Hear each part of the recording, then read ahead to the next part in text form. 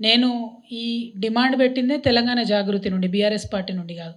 తెలంగాణ జాగృతి, United పూలే print నుంచే మేము demand పెట్టినాం. తెలంగాణ జాగృతి, యునైటెడ్ పూలే ప్రింట్ నుంచే మేము రైల్ రోకోకు పిలిపించినాం. ఆ తర్వాత ప్రభుత్వం ఆర్డినెన్స్ ప్రకటించింది. కాబట్టే మా విజయం అని మేము క్లెయిమ్ చేసుకుంటున్నాం.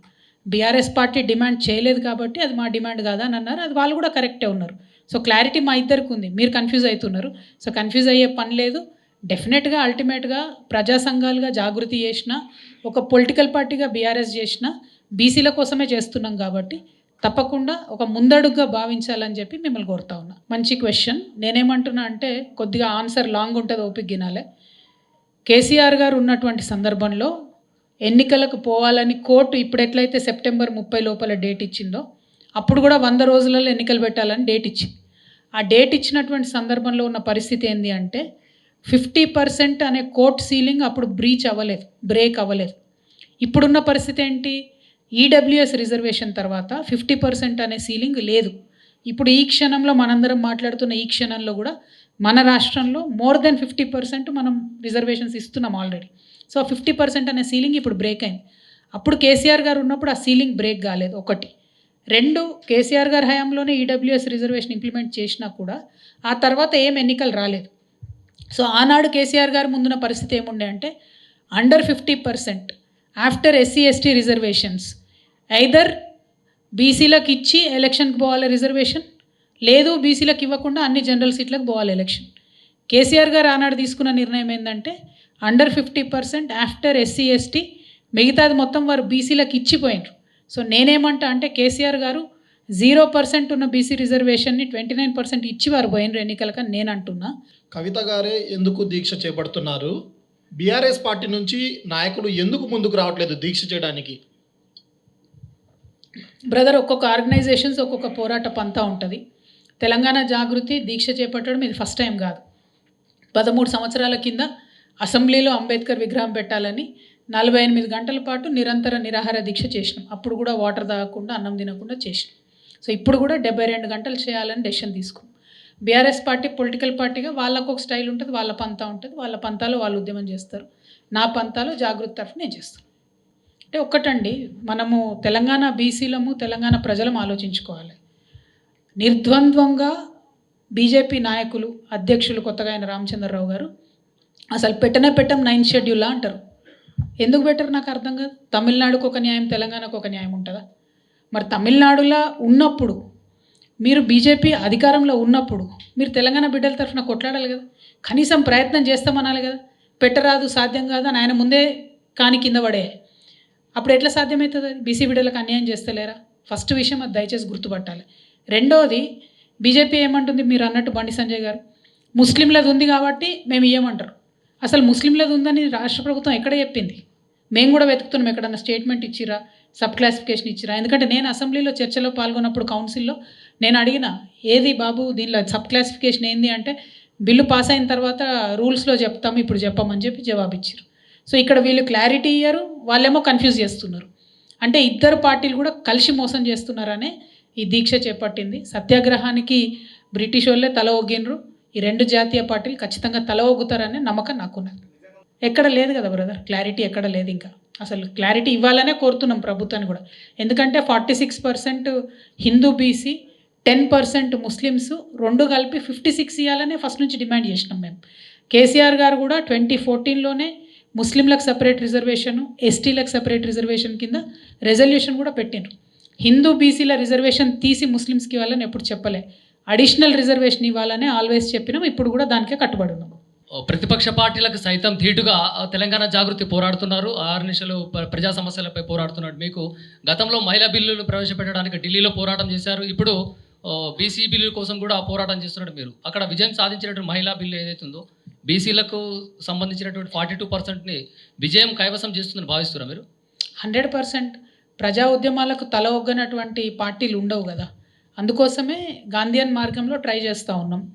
లేదంటే ఇంకా ఏం పోరాటం చేయాలో కూడా ఆలోచిస్తాం. ఖచ్చితంగా న్యాయ నిపుణులను, బీసీ సంఘ నాయకులను, మేధావులను అందరినీ కన్సల్ట్ చేసే ఈ దీక్ష కోసం అనౌన్స్మెంట్ చేసినాం.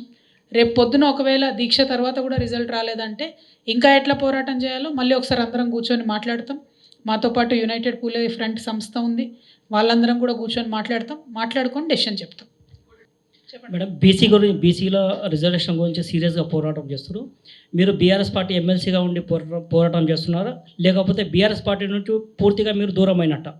అంటే ప్రధానంగా ఒకటండి, నేను బీఆర్ఎస్ పార్టీ ఎమ్మెల్సీగానే మహిళా బిల్లు కోసం జాగృతి పేరు మీదనే ఢిల్లీలో పోరాటం చేసిన. ఇప్పుడు కూడా నేను బీఆర్ఎస్ పార్టీ ఎమ్మెల్సీగానే జాగృతి పేరుతోని బీసీల కోసం కూడా పోరాటం చేస్తున్నాను. అయితే ప్రభుత్వం మా దీక్షకు ఓరల్గా ఇప్పటి వరకు 24 గంటలు ఇస్తామని చెప్పిను. మా వాళ్ళు ఇంకా అక్కడే ఉన్నారు. 72 గంటలు ఇవ్వాలని చెప్పి మేము డిమాండ్ చేస్తున్నాం. కోర్టుకు కూడా వెళ్ళడం జరిగింది. ఎందుకంటే మా జాగృతి మీరు క్రితం చరిత్ర చూసుకుంటే ఎప్పుడు ప్రభుత్వం 10 to 4 చేయమంటే 10 to 4 క్లోజ్ చేసాం. ఎప్పుడైనా వాళ్ళు 10 to 5 అంటే 10 to 5. ఎప్పుడు కూడా మా యొక్క నిరసనను ప్రజాస్వామ్యబద్ధంగా ఉంచడం తప్పితే హింస వైపు ఎప్పుడు కూడా మరలించలేదు. కాబట్టి ఖచ్చితంగా మా యొక్క ప్రజాస్వామ్య ఉద్యమానికి ప్రభుత్వం మద్దతు ఇవ్వాలని చెప్పి 72 గంటల అనుమతి ఇవ్వాలని డిమాండ్ చేస్తున్నాం. రైట్. ప్రభుత్వం ఏమో బిల్ తీసుకొచ్చామని చెప్పేసి సంబరాలు చేసుకున్నారు. ఒక పక్క బీజేపీ వాళ్ళ వైపు వాళ్ళు వెళ్తున్నారు. ఆర్డినెన్స్ తీసుకొచ్చారు. ఆర్డినెన్స్కి ఏమో ఇక్కడ న్యాయ సలహా కావాలని గవర్నర్ పంపించారు. అంటే ఇదంతా ప్రొలాంగ్ అవుతానే ఉంది. మన పక్క రాష్ట్రం తమిళనాడులో 3 సార్లు ఇలానే ఆర్డినెన్స్ తీసుకొస్తే హైకోర్టు కొట్టేసింది. బట్ ఈ ఆర్డినెన్స్ నిలబడే ఛాన్స్ ఉందా అసలు?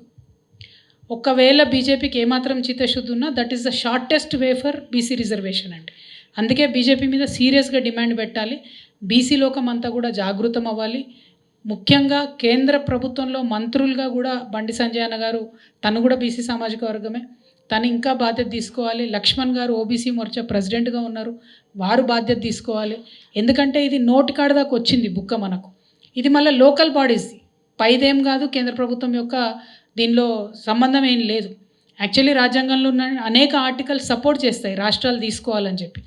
ఇప్పటికి కూడా నేను డిమాండ్ చేస్తున్నా, కేంద్రంలో మీరు యూనిలాటరల్గా 27% ఇస్తే ఇచ్చుకున్నారు, కానీ ఏ రాష్ట్రానికి ఆ రాష్ట్రం దయచేసి ఫ్రీడమ్ ఇవ్వాల్సిన సమయం వచ్చేసింది. ఒక్కొక్క రాష్ట్రం కాంపోజిషన్ ఒక్కొక్కలాగా ఉంది కాబట్టి రాష్ట్రాలకే రిజర్వేషన్ల మీద ఫ్రీడమ్ ఇవ్వాలని కూడా ఈ సందర్భంగా నేను డిమాండ్ చేస్తున్నా. మీరు అన్నట్టు ఆర్డినెన్స్ పాస్ చేయడానికి, బీజేపీ మీద ఒత్తిడి చేయడానికి కూడా మా దీక్ష పనికొస్తుందని నేను అనుకుంటున్నాను. కవిత గారు, ఇప్పుడు ఒకే ఒక్క సంతకంతో ఆర్డినెన్స్ పెండింగ్ ఉంది, అట్లాగే రాష్ట్రపతి ఆమోదం కూడా ఒక సంతకం అని అన్నారు కదా. ప్రజా పోరాటాలతోటే ఈ రిజర్వేషన్ సాధ్యమని అంటున్నారు. ఇప్పుడు రేవంత్ రెడ్డి కూడా ఢిల్లీలో ప్రజా పోరాటాలు పెడుతూ 3 రోజులు దీక్షలు, ఆయన కూడా రాష్ట్రపతిని కలవటాలు ఇదంతా చేస్తున్నారు. అంటే ఇప్పుడు మీరు ప్రజా పోరాటాలు, ఆయన ప్రజా పోరాటాలు, ఇక్కడ ఆయన చిత్తశుద్ధిని మీరు ప్రశ్నిస్తున్నారు. ఇప్పుడు మీ చిత్తశుద్ధి ఏంటి అని ఒక పాయింట్ రైజ్ అయ్యే అవకాశం ఉంటుంది. ఒక పాయింట్. 2, కవిత గారు కూడా బీసీ రిజర్వేషన్ల సాధనలో క్రెడిట్ వార్ కోసం ఏమైనా పోరాటం చేస్తున్నారు అనేది 2వ పాయింట్. 3వ పాయింట్, సెంట్రల్ గవర్నమెంట్ 46% అంటే రాహుల్ 46 అంటున్నారు, వీళ్ళేమో 42 అంటున్నారని. అంటే ప్రజల్ని కన్ఫ్యూజ్ చేయదలుచుకున్నారు అందరూ కలిసి అనేది ఒక పాయింట్. ప్రతిపక్షంలో ఉన్నవాళ్ళు ప్రజా పోరాటాలు చేస్తారండి, ప్రభుత్వంలో ఉన్నవాళ్ళు వ్యవస్థలతో పోరాటం చేయాలి. ప్రభుత్వంలో ఉన్న రేవంత్ రెడ్డి గారు పోయి జంతర్ మంతర్ల చూమంతర్ అని చెప్పి డ్రామా చేయొద్దు. వారు చేయాల్సింది ఏంటంటే, వాళ్ళ 3 గాంధీలు ఉన్నారు, సోనియా గాంధీ, రాహుల్ గాంధీ, ప్రియాంక గాంధీ. 2 లోక్సభలు ఉన్నారు, 1 రాజ్యసభలు ఉన్నారు. ఫస్ట్ వాళ్ళకి నిజంగా తెలంగాణ బీసీల మీద చిత్తశుద్ధి ఉంటే పార్లమెంట్ ఆపుడు బంద్ చేసి పార్లమెంట్లో తెలంగాణ బీసీ బిల్ మీద చర్చ పెట్టాలి, first demand. Second, Sonia Gandhi గారు కోరితే రాష్ట్రపతి గారు అపాయింట్మెంట్ ఇవ్వకుండా ఉండరు. సోనియా గాంధీ గారు తక్షణమే రాష్ట్రపతి గారు అపాయింట్మెంట్ కోరాలి, దానికోసం రేవంత్ రెడ్డి గారు ప్రయత్నం చేయాలి. ఇవి 2 పనులు చేయకుండా, 3వది ఇంకా ముఖ్యమైనది, తమిళనాడు ముఖ్యమంత్రి గారిలాగా రాష్ట్రపతి గారి మీద కేసు వేయకుండా, గవర్నర్ గారి మీద కేసు వేయకుండా ఢిల్లీలో జంతర్ మంతర్లో కూర్చొని ప్రతిపక్షాలు చేసినట్టు వారు అక్కడ ఉట్టిగా షో చేస్తే మాత్రం తెలంగాణ ప్రజలు నమ్మరు, దాంతో రిజల్ట్ రాదు. లాస్ట్ టైం కూడా వారు అక్కడ షో చేసిరు, అప్పుడు దానికి రాహుల్ గాంధీ కూడా రాలేదు అప్పుడు. మరి ఇప్పుడన్నా రాహుల్ గాంధీ గారు వస్తారో రారో నాకు తెలియదు, కానీ దానికి శాంక్టిటీ ఏమి ఉండదు. ప్రభుత్వంలో ఉన్న వాళ్ళు వ్యవస్థలతో పోరాటం చేయాలి, వ్యవస్థల మీద ఒత్తిడి తీసుకురావాలి. దానికి 3 మార్గాలు ఉన్నాయి. అవి వదిలిపెట్టి రేవంత్ రెడ్డి గారు ఎన్ని నాటకాలు చేసినా తెలంగాణ బీసీలకు అర్థమైతే దాంతో మాత్రం రిజల్ట్ 0 ఉంటుంది. ఇక మేము ప్రతిపక్షంలో ఉన్నాం కాబట్టి ఖచ్చితంగా ప్రజలందరినీ కూడగట్టి ప్రజా పోరాటాలే చేయడం మాకు మార్గం. మేము వ్యవస్థల మీద డైరెక్ట్గా కేసు వేస్తే, జాగృతి కేసు వేసిన దానికి, తెలంగాణ రాష్ట్ర ప్రభుత్వం కేసు వేసిన దానికి చాలా డిఫరెన్స్ ఉంటుంది. కాబట్టి ఇప్పుడు నేను పోయి గవర్నర్ ఆర్డినెన్స్ పాస్ చేయాలని మా సంస్థ నుంచి కొట్లాడితే మా బలం సరిపోదు. అది ప్రభుత్వంగా వారు చేయాల్సిన పని. సో వారు చేసే పని వారు చేస్తలేరు, మేము చేయాల్సిన పని నికార్సుగా చేస్తున్నాం. 72 గంటల నిరాహార దీక్ష అయిపోయిన తర్వాత బీఆర్ఎస్ పార్టీ నుంచి ఎమ్మెల్సీగా కవిత గారు ఉన్నారు కాబట్టి 8వ తారీఖున జరిగే సభకి కవిత గారు అటెండ్ అయ్యే అవకాశం ఉందా? ఇన్విటేషన్ ఇస్తే ఖచ్చితంగా పోతా బ్రదర్. ఇప్పటికైతే నాకు రాలే ఇన్విటేషన్.